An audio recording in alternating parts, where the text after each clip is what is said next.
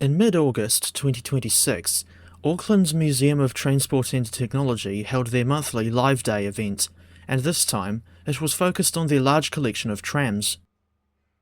On this occasion, Baldwin Steam Tram No. 100 and 7 electrics, including Auckland Streamliner No. 248, were in operation. The running fleet included the trusty ex-Melbourne W2 class No. 321, but this time, the main highlight for me was ex-Wellington double-decker No. 47, also known as Big Ben, despite looking nothing like a pie or the famous London landmark.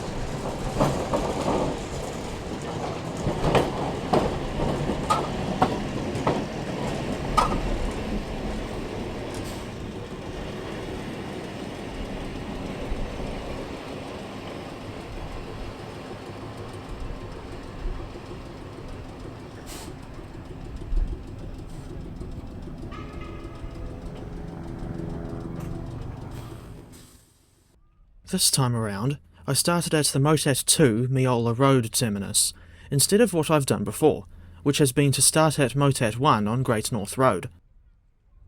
Throughout the day, the trams were quite popular with young families, as I have seen many times on my visits to MOTAT, and the service ran roughly every 15 minutes in each direction.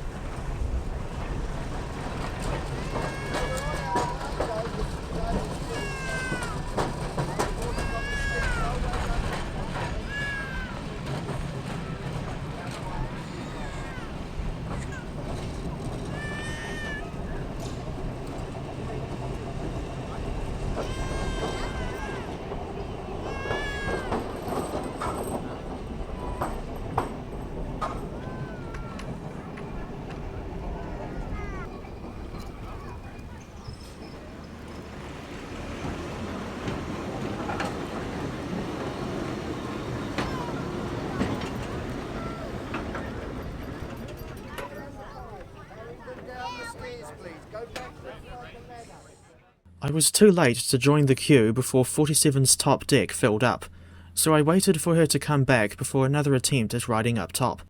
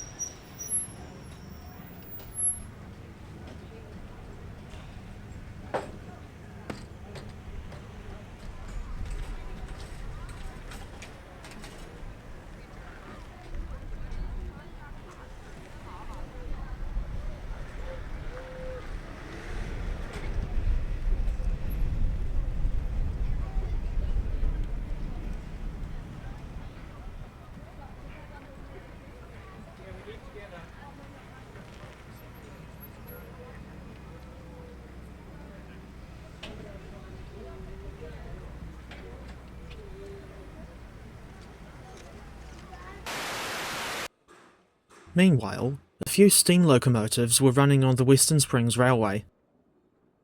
Although I heard multiple different whistles going off throughout the day, and unless you count Baldwin 100, the only locomotive I ended up filming was Y542, an 060 tank engine built by the Hunslet Engine Company of Leeds in 1923.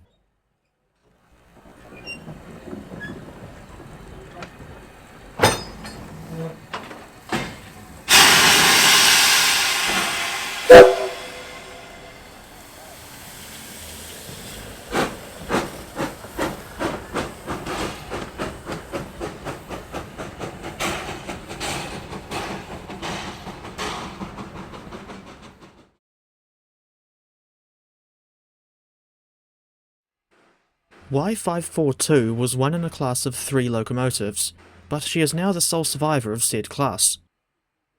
Her working life involved the Public Works Department, New Zealand Railways themselves, and the cement works up in Portland.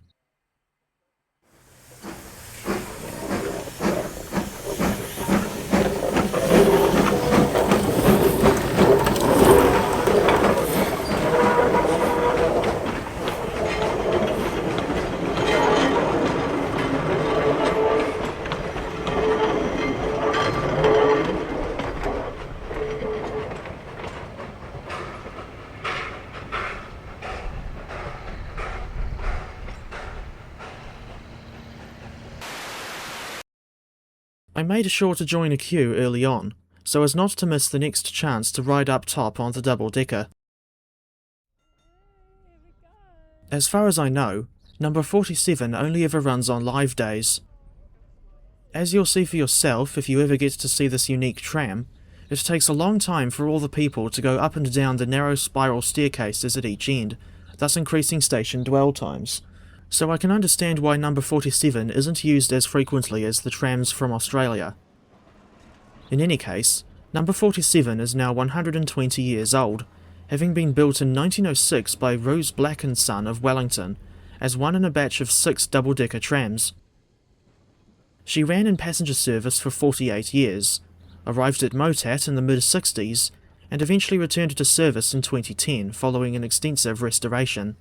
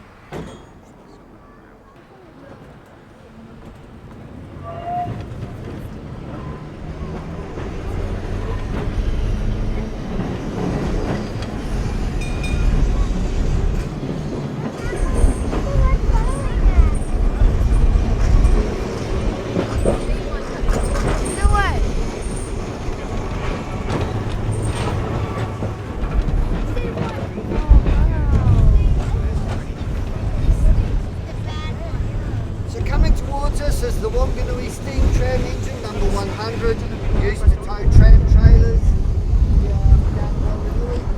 We have a fleet along the North Shore, running between Auckland and Milford steam tram engines just like that. The line on the north shore was supposed to be electrified to 1927.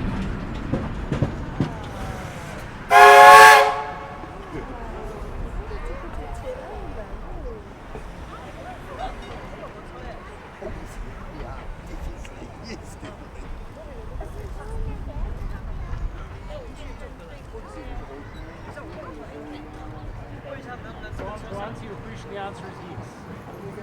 Yes, yes.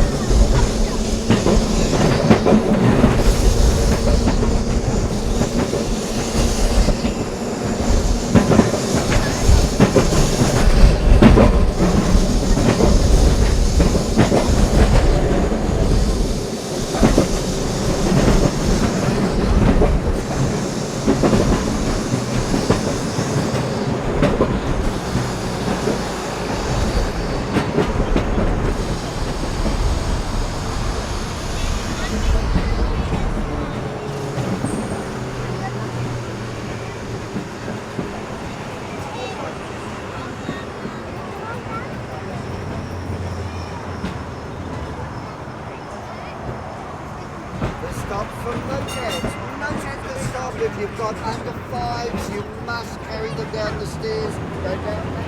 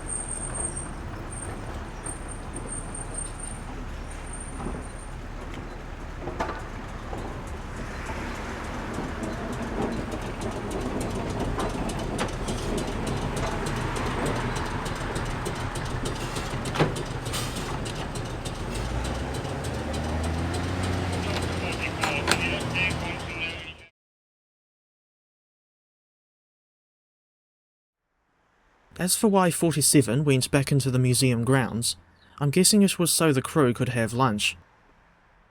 Meanwhile, the trusty 321 continued running passenger services.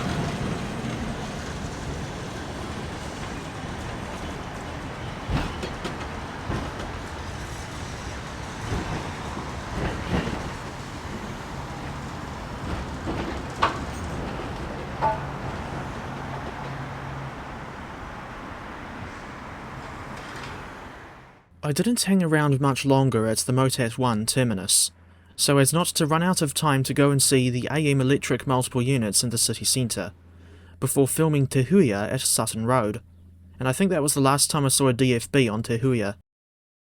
Auckland four-wheeler number 44 did the honours for my return trip to M.O.T.A.T 2.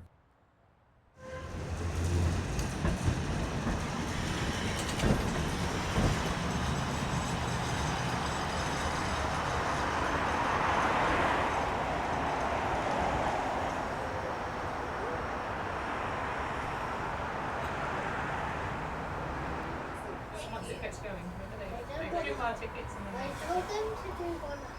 you ask very nice. Do you have to draw straws on who gets the nice ones to drive? This is the best one. Yeah, exactly. Except when it rains. Yeah.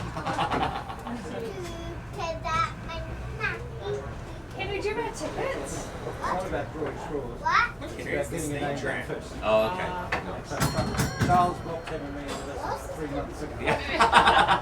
What's this one except when it stops? When it rains. What? Because look where the driver is. Where is that?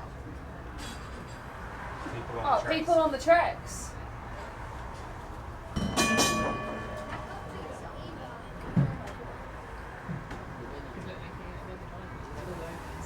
There's actually no emergency brakes, just right over his face.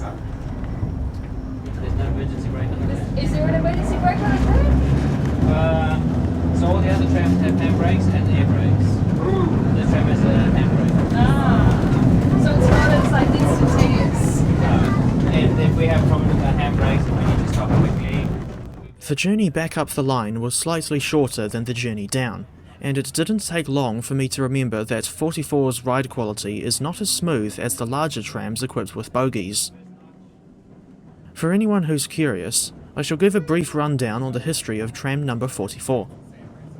She was a one-off design built in 1906 by the Auckland Electric Tramways Company, having been needed to alleviate a shortage of trams at the time.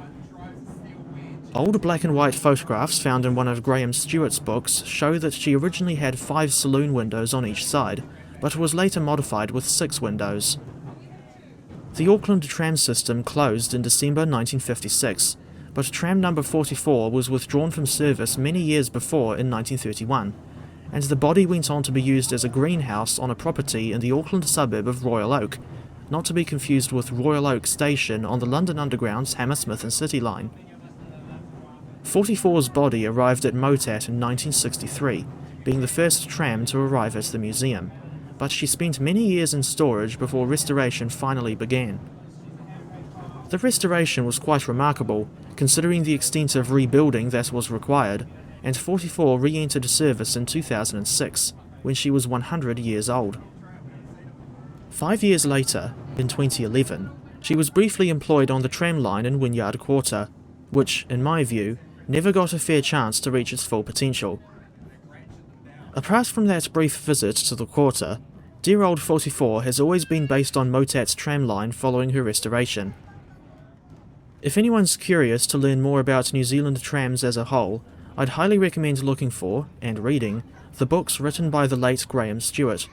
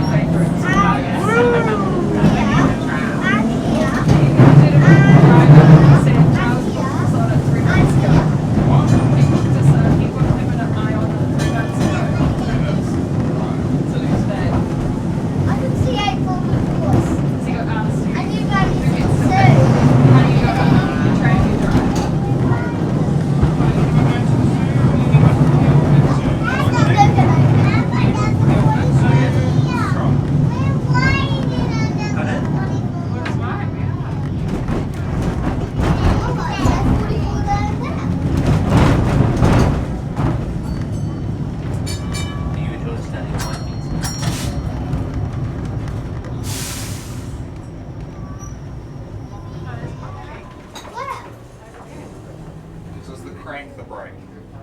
On the right hand side, yeah. Do you restore them as well? Sorry? Do you restore them as well as drive We them? do, yeah. Well, I don't do tram restoration, I actually do steam train restoration because I work for, I volunteer for both rail and tramways. Oh wow. So I do more of the steam train restoration work, it's more fun. Boilers and that. Maybe you might know where I'll answer my question. Where do you buy all your brass screws from? At an affordable price? I don't actually know. I can find out for you. Oh, that's alright. It's alright. You guys trying to find it? I'm restoring windows at home and to find actual brass screws and not brass plates. Yeah. I've got a couple of suppliers, but yeah. It is really expensive. Okay.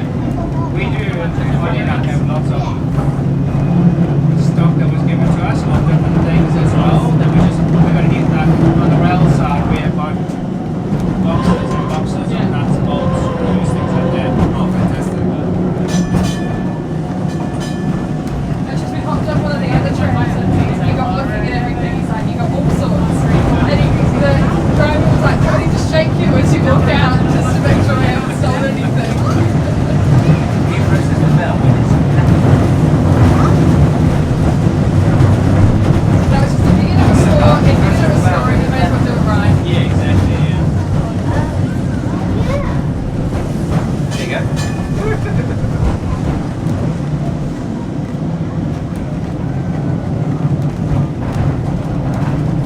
Yeah, tram restoration is a lot more on the woodwork side, which wasn't really my cup of tea, so I did the rail restoration. Nice. The new trailer that they currently restored is beautiful. It took them longer than it should have, but it's beautiful. They've had a nice run. We've been on it once. Yeah, we went on it on the first weekend when it came out, and he was just sitting there looking at the woodwork.